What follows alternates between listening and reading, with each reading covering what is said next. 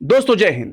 चुनावों को लेकर भारतीय जनता पार्टी 12 महीने एकदम सक्रिय होती है, यानी कि फुल मोड में इनके नेता भी होते हैं, चाहे भले गृह मंत्री अमित शाह को ले लें या खुद प्रधानमंत्री नरेंद्र मोदी को भी। लेकिन क्या होगा जब ये खबर आ जाए कि भारतीय जनता पार्टी को इसी कोरोना काल में सबसे ज्यादा त्रासदी का सामना करना पड़ा है। जिस तरह से बंगाल में करारी हार हुई है, उसी तरह से उत्तर प्रदेश के पंचायत चुनाव में बीजेपी को करारी हार का सामना करना पड़ा। हार इतनी बुरी रही, इतनी जबरदस्त रही कि आप उसका अंदाजा नहीं लगा सकते कि बीजेपी के लिए 2022 का उत्तर प्रदेश काफी दूर नजर आ रहा है। इसके साथ ही हम आपको यह भी बता दें कि इसमें कई दिग्गज मंत्रियों, नेताओं के बाल बच्चे, बेटे, रिश्तेदार सबके दांव लगे हुए थे। वो हार गए, उन्हें हार के मुंह का सामना करना पड़ा, उन्हें हार की शक्ल देखनी पड़ी। और सबसे पहली खबर आप ये देख लीजिए, हिंदुस्तान अखबार की ये खबर है, दैनिक हिंदुस्तान की, और इसकी वेबसाइट पर यह खबर लगी है कि कैबिनेट मंत्री रमापति शास्त्री के भतीजे गांव में प्रधान पद का चुनाव हार गए। यानी प्रधान पद जो एक गांव का सम्मानित पद होता है, और इतने बड़े कैबिनेट मिनिस्टर जो हैं रमापति शास्त्री, उनका ही भतीजा, अपना भतीजा जो है ग्राम प्रधान का चुनाव हार जाता है और अपने निकटतम प्रतिद्वंदी से जो है वो 201 वोटों से जो है हार जाता है। यानी उनका जो नजदीकी जो अपोजिट लीडर था वो 201 वोट से जीत जाता है। और इसी तरह बस्ती जिले में भी यही हाल देखने को मिला। हरैया विधानसभा क्षेत्र से भाजपा विधायक जो अजय सिंह हैं, उनकी सगी भाभी कविता सिंह क्षेत्र पंचायत चुनाव का सदस्य का जो चुनाव होता है क्षेत्र पंचायत सदस्य का, वो हार गई हैं।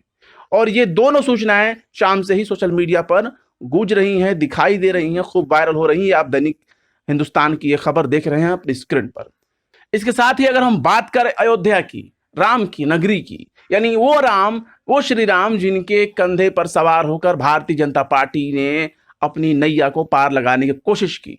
यानी जो जिस पर आप ये गौर करते थे कि हिंदुओं का बहुत बड़ा वोट प्रतिशत जो है वो जाएगा खास तौर से बीजेपी के साथ, क्योंकि बीजेपी ने राम मंदिर के लिए सारी कोशिशें कर ली और राम मंदिर अब बन रहा है। लेकिन होता यह है कि राम की नगरी अयोध्या में ही खुद बीजेपी को चारों खाने चित होने पड़े। खबर भी आप देख लीजिए, ये किसी और कोई छोटी मोटी खबर नहीं है, बाकायदा आज तक की ये खबर है। और इसमें साफ तौर पर है कि अयोध्या में बीजेपी की करारी हार हुई। राम की नगरी अयोध्या में बीजेपी को करारी हार का सामना करना पड़ा। अयोध्या जनपद में कुल जिला पंचायत सदस्य की 40 सीटें हैं, जिसमें से 24 सीटों पर समाजवादी पार्टी ने परचम फहरा दिया है, लहरा दिया है परचम समाजवादी पार्टी ने। 40 में से 34 सीटों पर यहां बीजेपी को महज 6 सीटें ही मिली हैं। यह भी सबसे शर्मनाक बात है। मतलब राम की नगरी, हिंदुत्व का वहां ढिंढोरा पीटा जा रहा है। आज भी योगी हर मामले में जाते हैं, हर साल जाते हैं, वहां दीप जलाते हैं, 10 लाख, 5 लाख, 2 लाख, इस तरह से वर्ल्ड रिकॉर्ड बनाते हैं दिए जला करके।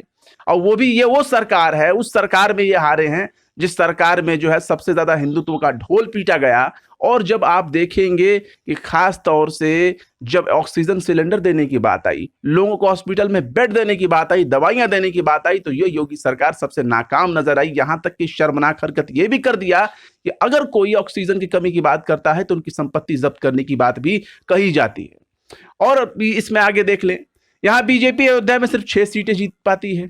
इसके अलावा 12 सीटों पर निर्दलियों ने जीत हासिल कर ली। और कौन जीतने वाले हैं? वही जो बीजेपी में टिकट ना मिलने की वजह से बागी हो गए थे, वो निर्दल में जाकर के लड़े और 12 सीटों पर वो भी जीत गए। यानी सोच लीजिए, अगर वो इन्हीं के भरोसे अगर वो जीती होती, बीजेपी इन बागियों को साथ में लेकर के चली होती, तो 12 18 सीटें इनके खाते में आई होती, जो कि फिर भी 24 सीटों के मुकाबले काफी कम है। और तो और इसी खबर में आपको प्रधानमंत्री श्री नरेंद्र मोदी, यशस्वी प्रधानमंत्री, जो कल तक सीए एनआरसी के नाम पर माइनॉरिटीज को जो है धक्के खाने पर मजबूर कर रहे थे, कह रहे थे कि जो है एक एक घुसपैठियों को चुन चुन के निकालेंगे हर जगह से, बांग्लादेश के घुसपैठियों को निकालेंगे, पाकिस्तान के घुसपैठियों को निकालेंगे। ये बात अलग है कि जब उनके देशों में जाते हैं तो उन्हीं का राग अलापते हैं, वो कहते हैं कि मैंने आपकी आजादी के लिए जंगें लड़ी, लड़ाई लड़ी, जेल गए। प्रधानमंत्री मोदी का अपना ही संसदीय क्षेत्र जो है वो बीजेपी की नाकामी का गढ़ साबित हुआ। यहां भी बीजेपी को काफी नुकसान हुआ है। खबर यह है, ये आप जो खबर देख रहे हैं आज तक की खबर, इसमें साफ तौर पर लिखा है कि पीएम मोदी के काशी में सपा जीती। प्रधानमंत्री नरेंद्र मोदी के संसदीय क्षेत्र वाराणसी में भी भाजपा की हालत जो है वो चिंताजनक है, तशवीशनाक है। एमएलसी चुनाव के बाद भाजपा को जिला पंचायत चुनाव में भी काशी में करारी हार मिली है। जिला पंचायत की 40 सीटों में से बीजेपी के खाते में महज 8 सीटें आई हैं। सोच लीजिए, ये नरेंद्र मोदी जी का गढ़ है, वही नरेंद्र मोदी जी का गढ़, जहां अभी कोरोना के मामले में निपटने में सबसे नाकाम नजर आया आपको लखनऊ के बाद बनारस। वहां जहां आप मणिकर्णिका घाट, हरिश्चंद्र घाट और तमाम घाटों पर आपको लाशें जलती नजर आएंगी। 24 घंटे लाशें जल रही हैं वहां पर और तांता ये रुक नहीं रहा है। वहां पर बीजेपी से लोगों ने इस कदर बदला लिया है अपनी नाराजगी का कि 40 में से महज 8 सीटें ही जीत पाई हैं। समाजवादी पार्टी ने जो है इसी काशी से 14 सीटें जो है उसने निकाली हैं, जीती है। वहीं आम आदमी पार्टी जो जुमे 4 दिन हुए जिस आम आदमी पार्टी और ओम प्रकाश राजभर की सुहेल देव समाज पार्टी को भी, जो ओम प्रकाश की सुहेल समाजवादी पार्टी है, उसको भी 1-1 सीटें मिली हैं। इसके अलावा 3 निर्दलीय प्रत्याशियों को भी यहां जीत मिली है। 2015 में भी बनारस में बीजेपी को करारी हार का सामना करना पड़ा था, लेकिन योगी सरकार के बनने के बाद बीजेपी ने जिला पंचायत की कुर्सी सपा से छीन ली थी। इसके अलावा और बात कर लें, नंदनगरी में आप जाएं, मथुरा में जाएं और वहां कृष्णनगरी में भी आप हाल देखेंगे बीजेपी का तो कोई बहुत अच्छा नहीं है। मथुरा में बहुजन समाज पार्टी यानी मायावती की पार्टी ने बाजी मार ली। यहां 12 उम्मीदवारों ने जीत का परचम फहराया है। बसपा के बाद जो यहां की आरएलडी है, राष्ट्रीय लोकदल, उसने भी अपने कम बदला नहीं लिया है। किसानों का बदला उसने लिया है। जिन किसानों को आतंकवादी खालिस्तानी कहा जाता था, जिन्होंने जाड़े की सर्द रातें बिताई और गर्मी की दोपहरी बिता रहे हैं, उन बेचारे किसानों के साथ भारतीय जनता पार्टी और नरेंद्र मोदी और उनकी बीजेपी की सरकारों ने क्या किया आप जानते ही हैं। यहां आरएलडी जो किसानों की पार्टी मानी जाती है, उसने 9 सीटों पर जो है जीत दर्ज की है। बीजेपी को यहां भी 8 सीट ही मिले हैं। यानी आप समझ सकते हैं, काशी, मथुरा, अयोध्या, इन्हीं तीनों का नाम लेकर बीजेपी जो है हिंदू राज का, राम राज्य का राग अलापती है, लेकिन राम राज्य में इनकी ही खुद हालात कितनी बुरी हैं आप देख सकते हैं। खुद जनता ने इनको चारों खाने चित कर दिया है। तो इस तरह से आप समझ सकते हैं कि जो यूपी 2021 का पंचायत चुनाव हुआ, ये लिटमस टेस्ट आप मान सकते हैं। लिटमस टेस्ट है खासतौर से 2022 के इलेक्शन का कि उत्तर प्रदेश में जो योगी सरकार है या बीजेपी की सरकार है, क्या दोबारा आने की कोशिश करेगी। तो इसमें एक खास बढ़ोतरी ये देखने को मिली कि समाजवादियों को काफी जीत हुई है यहाँ पे बहुत सी सीटों पर। यानी कि आप ये समझ सकते हैं कि अखिलेश फिर से आने की उम्मीद में लग रहे हैं। जिस तरह से आप हालात जो है पंचायती इलेक्शन को देख रहे हैं कि पंचायती इलेक्शन में जिस तरह से बीजेपी की करारी हार हो रही है, सपा बसपा भी निकाल रहे हैं। मथुरा में इस तरह से बसपा ने जो है भारी सीटें निकाली।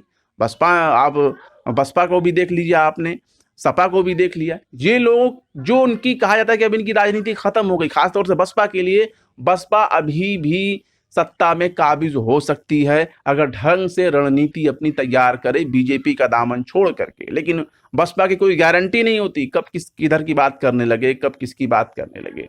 लेकिन फिर भी जो लोग कहते थे कि बसपा की सियासत खत्म हो गई, मायावती की सियासत खत्म हो गई, बसपा में कुछ नहीं रहा, उनके लिए मथुरा एक उदाहरण बन सकता है। इसके साथ ही जिस तरह से आपने देखा कि बंगाल में ममता बनर्जी ने टूटी हुई टांग से बीजेपी को चारों खाने जो है चित कर दिया, उससे आप एक बानगी मान सकते हैं। आगे के आने वाले दशा दिशा सब की आप समझ सकते हैं कि हालात कितने बुरी होने वाली हैं। बड़े बड़े मंत्री चुनाव हार जाते हैं, कितने शर्म की बात है। फिलहाल आप इस वीडियो के बारे में क्या कहते हैं कमेंट बॉक्स में जरूर बताएं। वीडियो पसंद आए तो लाइक करें, शेयर करें और विभाग की निष्पक्ष पत्रकारिता को सपोर्ट करने के लिए आप हमारे यूट्यूब चैनल टाइम्स मेल को जरूर से जरूर सब्सक्राइब करें। फिर मिलते हैं किसी और वीडियो में एक नई खबर के साथ। जय हिंद।